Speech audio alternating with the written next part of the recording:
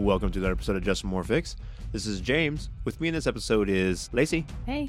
You can find us online at justsomemorefix.com or on Twitter at justsomemorefix. If you like us, you can support us at patreon.com, and you can give us a rating and a review at Apple Podcasts or Google Play. In this episode, we're going to have a HoosierCon wrap-up. And now, it's time to get our gaming fix.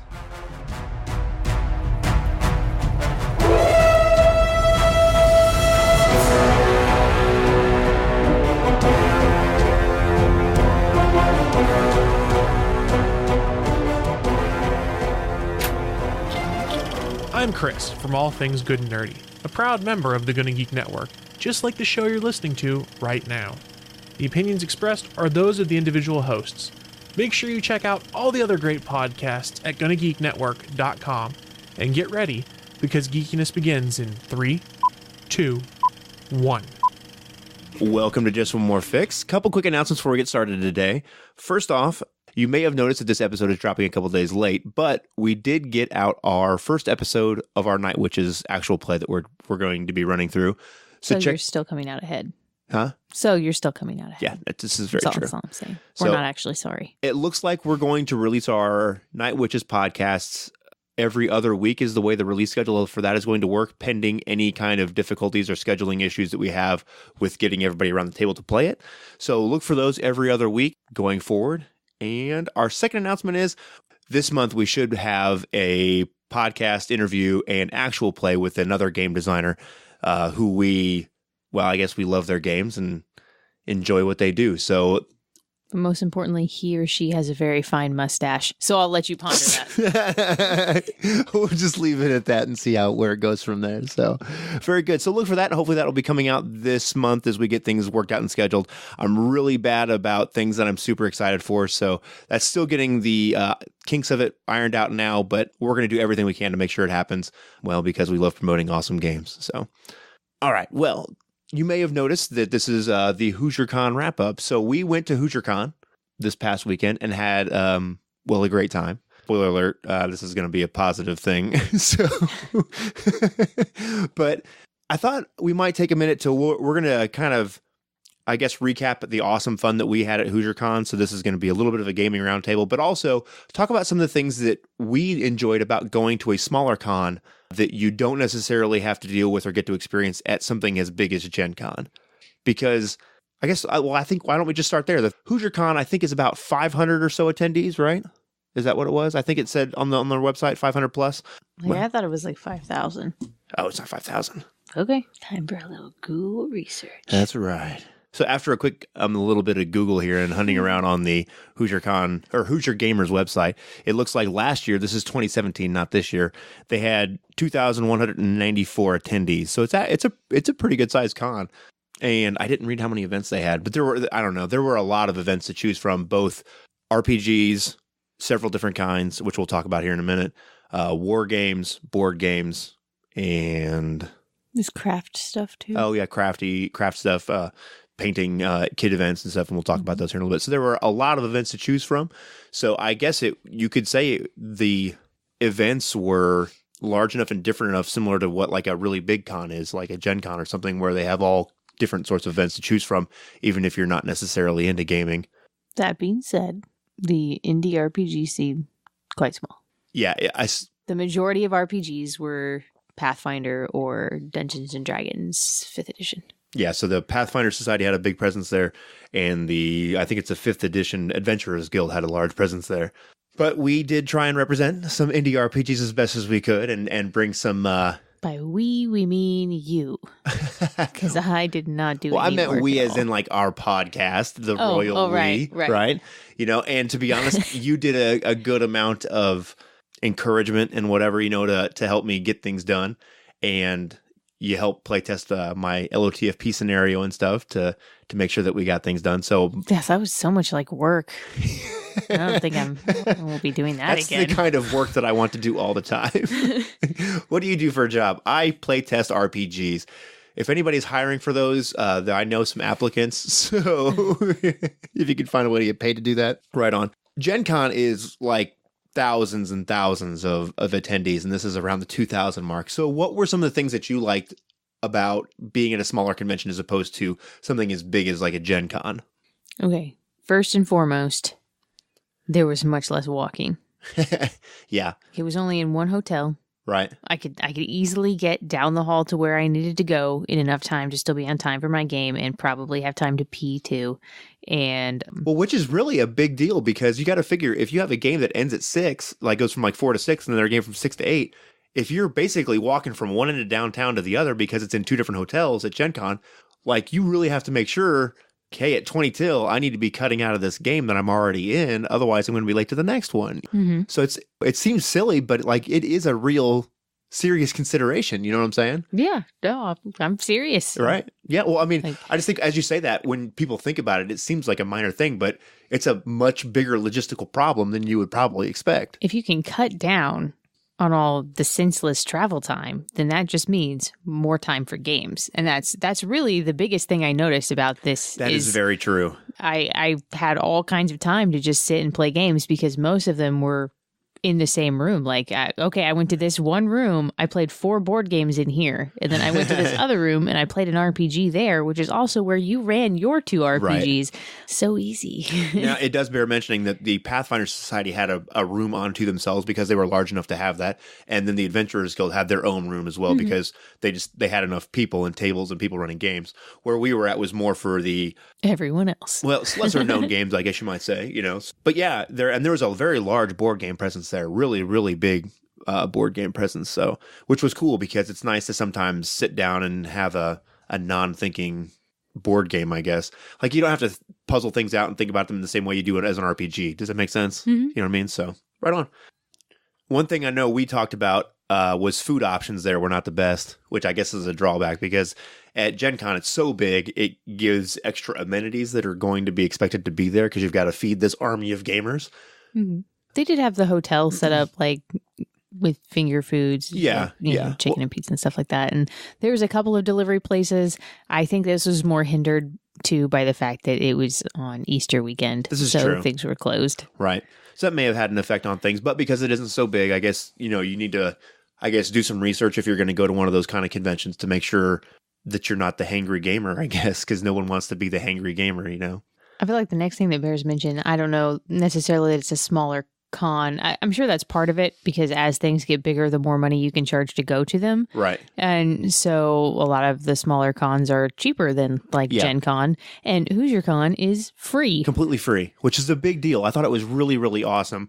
And we went and I kind of looked at things online and saw how the Hoosier Gamers program, which is who puts it on, works. And I thought it looked really cool. And I had considered being a supporting member then, but I thought, well, let's go there, check it out and see what it is. And if it turns out to be what it looks like, then I'm all about supporting them. So we went and we had signed up and registered for free to be a Hoosier Gamer. But then when we got there, things were as advertised, you know, by pictures and all that kind of stuff. And we chose to be supporting members. And in doing so, got a ridiculous amount of swag, like obscene. Yeah. So like a t-shirt, a die, a board game or 2. And that was for each of us as well. It wasn't just one batch or whatever. So, and a nice canvas tote bag. This is the 10th Hoosier Con. And so I got to say that I'm not sure how Hoosier Con 1 was, but I'm sure they've learned as they've put on events. And it's a great convention. And we had a great time. And all the work that they put into it shows. Lots of volunteers. I think it's a board or board of directors they have that over the entire group. They do a good job of putting things together and lots of free demos going on. A big game library. So yeah, just awesome, good time. I guess I don't know. I like the like vendor hall and art area at smaller cons because here's why. So, you know, when you go to the bigger cons, it's fun to talk to authors and to talk to artists and the people that are actually making the things. And there's a certain amount of joy that comes out of that from the person instigating the conversation. But when you're at the larger con and like, I'm sure it's exhausting. Yeah. People are a little less excited to talk to you. Oh, because of when the you're volume. the 400th person. Right, yeah. That is telling them, oh man, I really love this dragon that you drew. Right. Like, you can only have the same conversation so many times. Right. Yeah, I get it. So yeah, I didn't, I walked through there, but I was managing our 2 little ones because you just happened to be with Isaiah. And so I sort of moved through there quickly and was taking care of them. So I didn't have a chance to talk to any of the artists or whatever. But most of them were, I believe, manga artists, which isn't exactly my thing anyway. No, so they weren't. Not most of them. Oh, I thought most of them were. Mm-mm. Oh, well. There's a couple of like regular, like kind of fantasy style art, and then some more what I would call, I guess, cartoony. Uh-huh. And then there was probably 2, maybe 3 manga artists. Okay. So it was a pretty like out, it was a pretty even. Well, apparently I needed to slow down. Then is what I'm hearing. I needed to slow down and pay attention. There was a fair mix, and a good mix of like male and female and that sort of thing too. Right. Which I kind of appreciate. They also had seminars going on in there about indie comic publishing and stuff like that, which was kind of cool. Yeah, and other things too about story creation and different kinds of art techniques to use and how to do those. And while there's seminars at Gen Con, I guess if you go to a smaller place, you can get, I guess, some more... Smaller class size. Let's call it that. Yeah, intimate might be the wrong word for it. But instead of 50 people in a room, there's, 10, 5, something like that. So you actually get all of your questions answered instead of being like, well, we're going to take the first 10 hands that we see. And So one of the big things that I noticed, though, in running the games that I had, I know at Gen Con they say that you can go to any game with generic tickets, and if people don't show up, you can sit down for that game, right? Mm-hmm. But I've never done that, and I thought it's not convenient there because it is so big. Right, and then if everybody shows up and you can't get in, then you're kind of like, oh, that was a waste of time, and all that kind of nonsense. But in this case, I had 3 open seats at my MASH game, and one of the guys that signed up for it said, hey, my 2 buddies are here. Do you have open seats? And I was like, yeah, sure. And then they sat in with us, and we had a great time. And I guess it was just a little more practical because things aren't so spread out. Now, not to say that, like last year at Gen Con, we tried to get into some Bluebeard's Bride game, into a Bluebeard's Bride game, and we did. But I really think that game I was so much like wanted to play, I probably would have gone there for that game to see if there were open seats. Do you know what I'm saying? Now, I guess I would have been willing to have the inconvenience of, if they were full, being like, oh, that sucks, and then leaving. But in this case, you could have just walked around the gaming hall area and said, hey, do you have open seats? Do you have open seat? Right. Pretty easily, and easily gotten into games. And most of the games that were open to sign up for had 1 seat left. Right. Or maybe 2 seats left. And it wasn't like every single D&D game that I wanted to sign up for was completely full for the entire thing, Right on. Well, so at HoocherCon, what did you play? I played Shadows of Esteren. Right on. So, which is the first time? The first time I played it, yes. Right. Okay. I have looked at the books, both the covers of the ones I don't own and through the ones that I do own, and amazed myself with the fantastic art and wonderful storyline, and basically just oogled over it as something I would like to do one day. But I hadn't really even delved into the system at all, and I hate to read that kind of thing anyway. Even when it's something simple, I'm just like, yes, like you could tell me this in 50 pages, or I could just like do it one time and I would know at least the basics of how it's done. There's a Kama Sutra joke in there somewhere. You said do it. It made me think of it. I'm sorry. Sorry. Anyway, go ahead. Moving on, Wayne. Game on. Just derailed my train of thought. So you learned the system. Bastard. So I got to actually play the game, and it was run by a guy named James. So if you're interested Best name ever. Yeah. Or something. So if you're interested in Shadows of Esteren, he has a group on Facebook. It's Shadows of Esteren.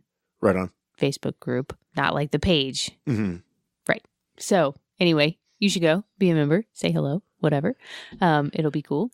And he's actually looking to run some Discord or Roll20 online type RPG things. So if you've always wanted to check out Shadows of Esteren, you might be able to get in on some of that as well. Cool. And make his day.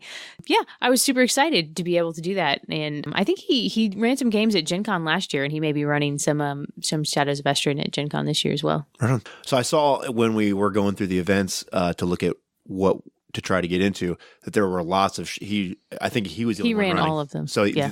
There was lots of choices for Shadows of Esteren. Well, that's what's really cool though, is that you can go there and get to expose people to games that you enjoy and that you're passionate about and try and get to grow their fan base so that maybe you have more players and more popularity of the game. There'll be more products that come out for it and just try and grow it in general.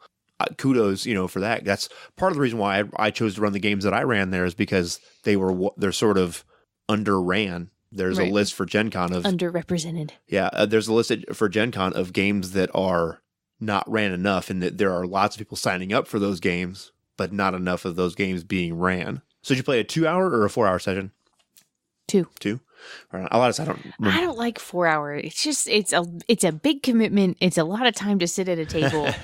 I need like a bathroom break. I got to be able to get up and walk around, like eat a sandwich, something. I don't know. I like really 3 hours. I feel like is ideal. I don't know if Gen Con only runs like 1, 2, and 4 hour slots, but like everything seems to happen on the even hour there, which I do not like. It seems like that's how everything seems to work. Is that it's either 2 or 4 hour sessions. So and then you end up with the problem of this game gets out at 4 and my next thing starts at 4. Well, I will say I need more odd hour offerings. Well, I guess we'll kind of segue into what I did because we're going to get into some things that I did to fix those things that I have noticed in the past at Gen Con.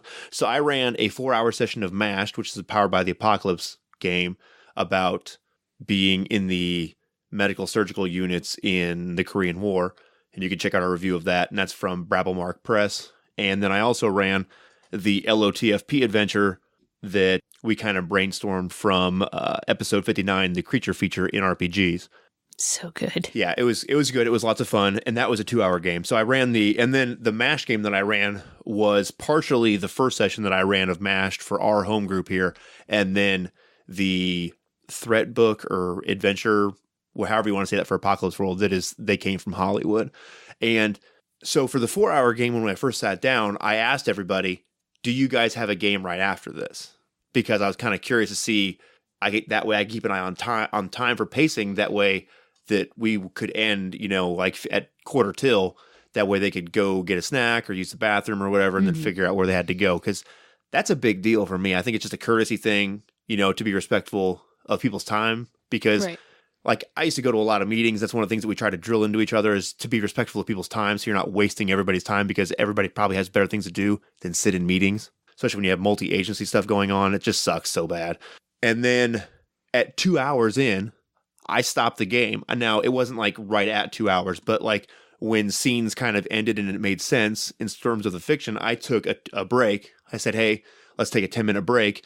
You guys can go use the bathroom or whatever. And it gave me a minute as well for myself to sort of look at what had happened and kind of prep for the next 2 hours. Right. You know what I'm saying? Like kind of put some ideas together.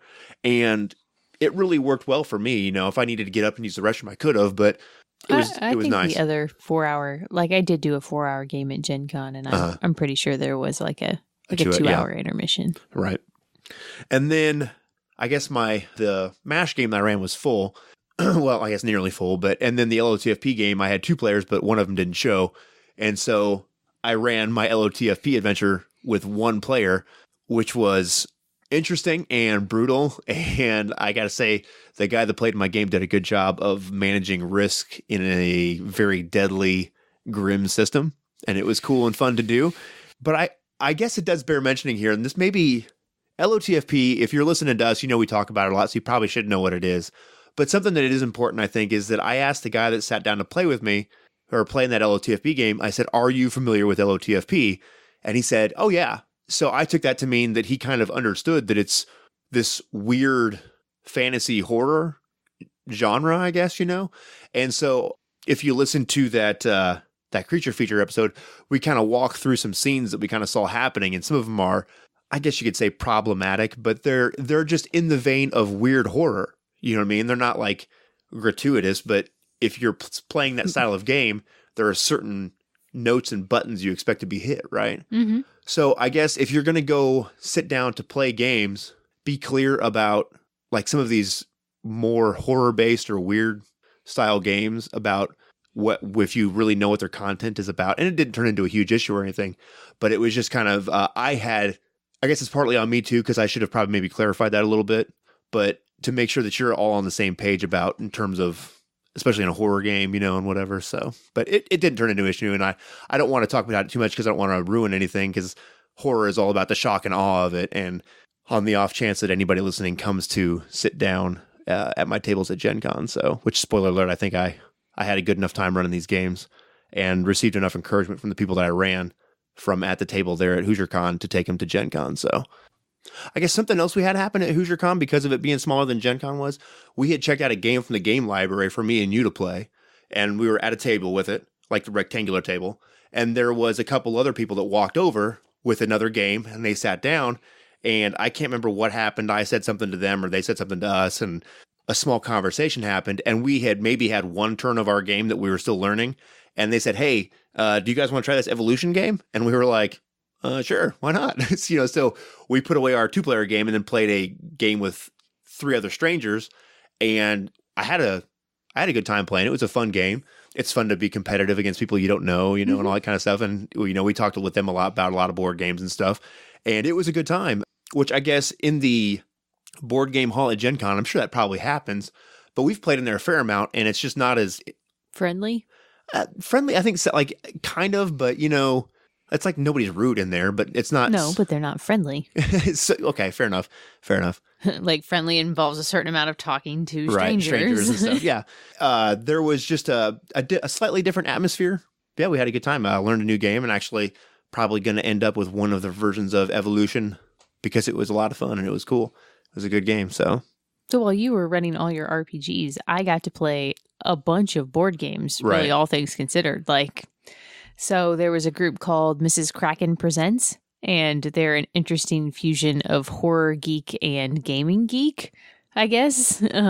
They sponsored like a horror trivia there, and I kind of watched the second half of that, and it was kind of fun. Right. And then they had a room where they were just running all basically horror themed board games. Mm-hmm. Whilst there, I got to play Letters from Whitechapel, which is by Fantasy Flight Games, and as you can imagine kind of by the title, it's a Jack the Ripper based themed board game, I guess. And one person plays Jack the Ripper, and all the other players play police officers that are trying to catch him.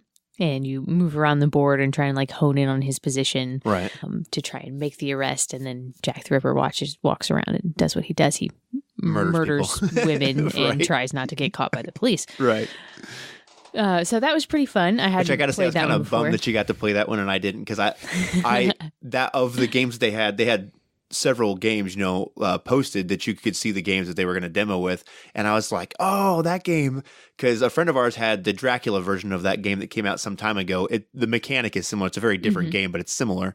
And I played that, and it was fun. But I was like, oh, Jack the Ripper, that looks like it's fun. It's Victorian London, all that stuff. It's good, and it's historical, right? So it's got the actual Whitechapel and the map and locations and places where murders occurred, and right. And then there's some kind of expansion or added mechanic where you actually have letters that cool. you send to the police to heckle them. Oh, that the Ripper does? Yes. Oh yeah. So I guess it's important to mention Dear that Jack game. Letters, is that what they're called? One person plays the Ripper, right, and moves them around the board, and then right. everybody else is trying to catch them. So yeah. It's a cooperative competitive. I don't know how you want to say that. There's a group of co-op players that are playing against one guy. Yeah, I didn't know that. That's really cool though, because very nerve-wracking when you're playing Jack. Did you play Jack or no? Yes. Oh, you did? Yeah, I did. Oh, awesome. And they're closing in on you, and then of course they narrow it down, so each round it gets a little bit tougher, harder, yeah, and then you're just oh man. So can you win? I did win. Oh, so if you kill all the people? Yeah, there's so many rounds, and if they don't catch you, there's 4 rounds, I think, and if they don't catch you by the end of the 4th round, then you win. Oh, cool! Right on. So should we get that game? I murdered all the ladies. Was it fun enough to get? I thought it was fun. Yeah. Right on. I thought it looked cool. I was kind of jealous. I wanted to play it, but cool. So we'll get it and check it out. So what else? Lovecraft Letter, which is from AEG, and it is a adaptation of Love Letter, I believe is what the game is called. Yeah. I have never played Love Letter, but this was, as you can imagine, Lovecraftian themed. And it's just a simple card game and takes maybe 15 minutes to play. It encourages counting cards in order to try and manipulate and win. Mm-hmm. Because there's some cards that let you kind of guess, and basically you're knocking other people out Out of the game. And it's last man standing style. So I'm going to ask this question about the Ripper game first, and then the other one. How long did Jack the Ripper take? The Ripper game? Hour and a half. Hour and a half around. And then the Love Letter game? It was 30 minutes, including like the explanation at the beginning. Right on. Very cool. So probably like 15 to 20 once you know how to play it. Now, I guess it is people. important to note, though, they were demoing these games, but it's not like a Gen Con demo where you sit down and kind of play through 2 or 3 turns. No, it's like, this is how you do it, and now we're going to play the game together. And you played the full game. Yeah. Right on. Okay. There was probably a little bit of modification to the Jack, the Letters from Whitechapel game, because there were some optional rules. You know, as you do when you first learn to play a game, you play, these are the basic base rules, game, and we're not adding anything to it. Right on. Right on. And then I played Betrayal at House on the Hill, which I have played before. Right. It is a solid game. It's a lot of fun. It's another kind of, it starts out as cooperative, and then one person ends up being the bad guy, and you have to try and murder the defeat bad him. guy. And I ended up again being the bad guy. Really? So I only succeeded in murdering one of the 5 people there. Sad day. Yeah. My dice rolls were less than fantastic. But I'm it was telling you, good times. all the luck was at my table because I have never seen. So MASH is powered by the Apocalypse, and our surgeon was just consistently rolling 10, 11, 12, 10, 10, 9, 10, 10, 11. I was like, this is ridiculous. Like, which, for those of you who aren't familiar with Powered by the Apocalypse, you should be. But 10, 11, and 12 is succeed outright. Right. Whereas 7 to 9 is succeed with cost. So there was just a lot of there's magic in these hands, moments. It felt like a Doctor Strange before he has the accident movie. That's just what I kept envisioning. So it was kind of funny. So our table stole all of your luck, essentially, is what happened, I think. So right on. Did you play anything else? I think those were the only 3 board games that I played that like we didn't end up playing together or picking up from the game library and checking out. Right on. So something that was cool is that on Sunday it was Easter Sunday, so there was a lot of kid events that are going on, and their game library that they had a lot of kid-friendly games. So games that can be played by kids that are like, 6, 7, maybe even some 5s in there. So it was fun because we got to check out games and play them with our kids and play like the full game to see like, is this a game that we think they'll like, and actually have them at the table and play it, which I thought was really cool. And I guess some like games are expensive, especially nice ones. And it sucks to buy a game that you don't really play the entire thing and then turn out, oh, we don't really like this game, or not necessarily me, but my kids don't find this game entertaining. Right. So it was cool because we played, 5 or 6 different games with them, I think. Yeah, we played, we played Conex and Dungeon Dice, and there's another kind of dice. Boss Monster. Boss Monster. Yeah, we played Boss Monster. This is what Isaiah wanted to play. Was it just those 3? We played there was something else. Conex or Connex. I said that one. Okay. I think there was one more, but I'm forgetting now. I don't know. We played so much stuff. It's hard to keep a track sometimes. So. Yeah. But yeah, we got to play several with them, and it was a lot of fun. And the game library there was cool.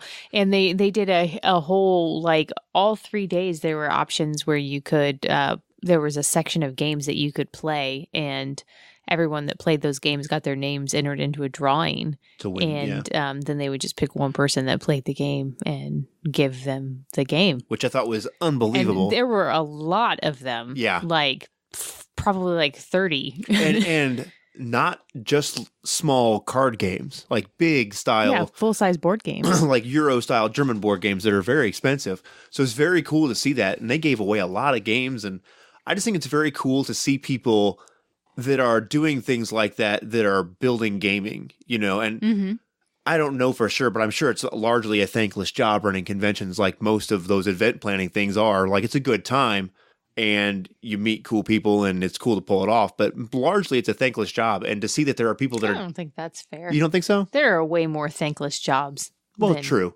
Like, you get to see all these people having a good time, and you can actually literally see what your work has brought. Okay. That's not a thankless job. Okay, fair enough. I've worked thankless jobs. I'm me as well. I agree. But all I'm saying, though, is that there's several thousand people that are going to come to this event, and they're going to have a good time. But there's a lot of work that happens behind the scenes to pull those things off, Right. and to have a dedicated group of people that do that. And then more importantly, to have a dedicated group of people that have found a way to sort of work out the finances of putting on the event and then giving away a bunch of games and Right. growing gaming, because it's a lot of these games aren't cheap, and a lot of people may not have the disposable income to just go get them. And it's very cool to see people actively making an effort to grow gaming that way. Because it's one thing to enjoy games, but it's another thing to have them and be able to play them. You know what I mean? Yeah, absolutely. So very cool. Well, do you have anything else about like smaller conventions or HoosierCon that we did to mention? I don't know about smaller conventions. There is something I've noticed about I mean, we've only been to 2 conventions, but there seems to be a lot of push in the gaming community to give back Yeah. to other organizations, which I really love. So there's like the Extra Life Oh organization yeah, we should that gives to mention St. there. Jude's. There's every year Gen Con has a charity.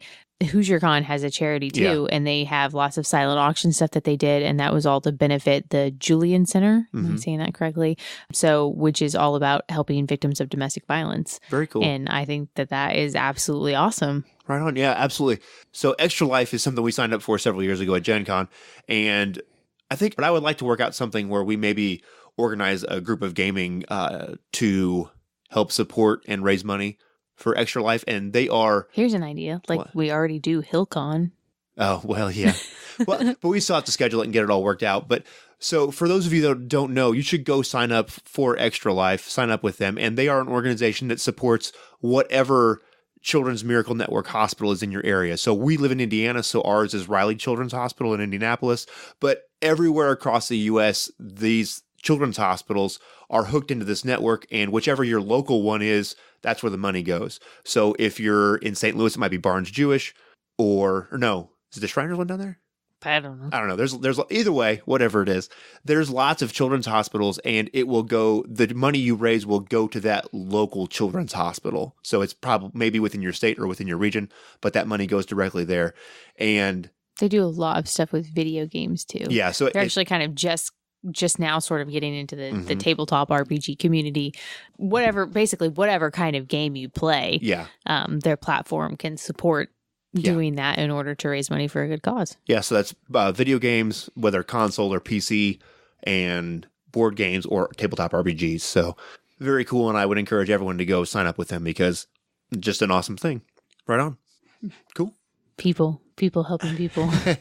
You know, but you're very right. I guess it's something that doesn't get mentioned a whole lot, is that there are a lot of people sort of in the gaming community that are trying to find a way to give back. And Humble Bundle is another easy one that does that, and they raise a fair amount of money, just as well as Bundle of Holding does, which is just a tabletop version of that. So those are both 2 organizations that sell either video games or tabletop RPGs, and then a portion of the money goes to whatever that game designer or game company selected charity is. So very cool. Right on. All right. Well, I think that'll probably do it for us. Is there anything else you have to say before we wrap this one up?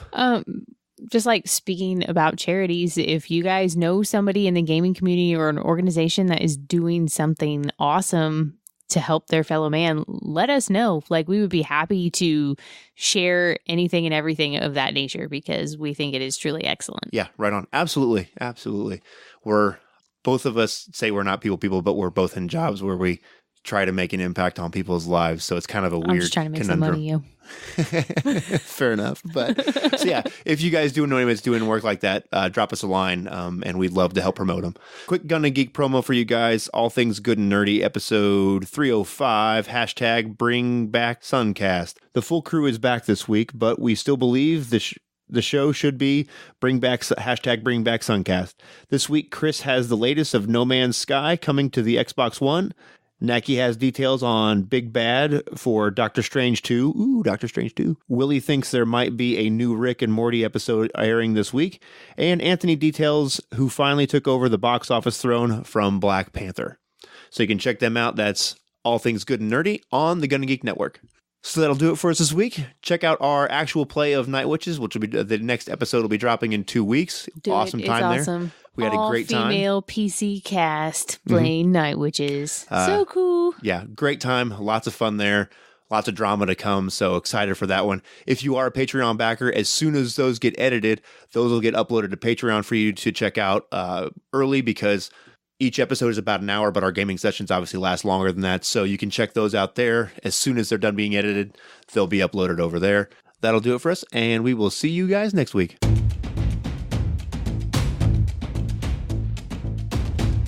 Thanks for listening. This has been an episode of Just One More Fix. Music has been provided by Kevin MacLeod. You can find him at incompetech.com. You can support us at patreon.com/JustOneMoreFix or follow us on Twitter at JustOneMoreFix.